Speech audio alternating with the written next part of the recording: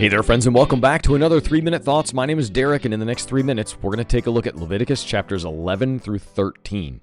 All right, friends, I know that the book of Leviticus can be sometimes heavy and a little cumbersome with all the details and rules and rituals and regulations and such, but stick with it because there's a point in all of this. The point in all of this was that God wanted to set a set of boundaries and rules, so that we would follow them. I'm kind of reminded of something that happened. There's a story told of a music artist who was going into a venue, and they had a very specific list of things they needed to get accomplished, that they wanted done for their stage, because they jumped around on stage a lot.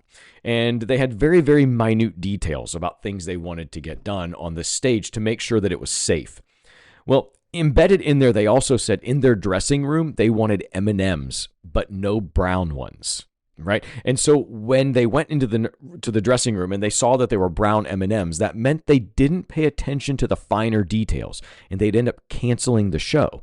Okay, so I tell you that story because as we look at all these rules and rituals for the church, the people of God in the book of Leviticus, we start to see it's kind of like that bowl of M&Ms. Are we paying attention to the finer details of the things God wants us to do, how he wants us to live? Now, in the Old Testament, there was a very strict structure of how this worked. Chapter 11, God has some dietary laws, how animals are divided between clean and unclean, clean being okay to eat, unclean being not. All the different ways, like split-hoofed animals, things that chew their cud. Those were good. Pigs, no, not so much. They're out. Seagoing animals, things with fins and scales, but no lobster or shrimp. Certain birds and insects were also considered unclean. But then in chapter 12, he talks about purification after childbirth. Not going to get a whole lot of detail into that one. A woman was considered ceremonially unclean for a set time after giving birth.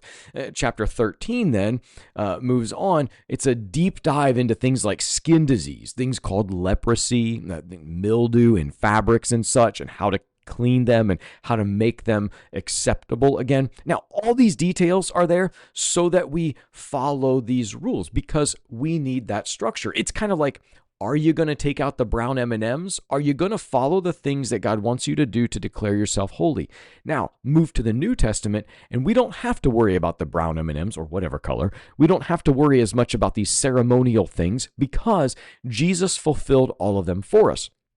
He perfectly followed the law, doing all the ceremonial things right, doing all the ritual things right, so that we can be declared righteous when we follow him. So he took out the brown M&Ms, so now we can eat the whole bowl. That's it for today. Be well, friends.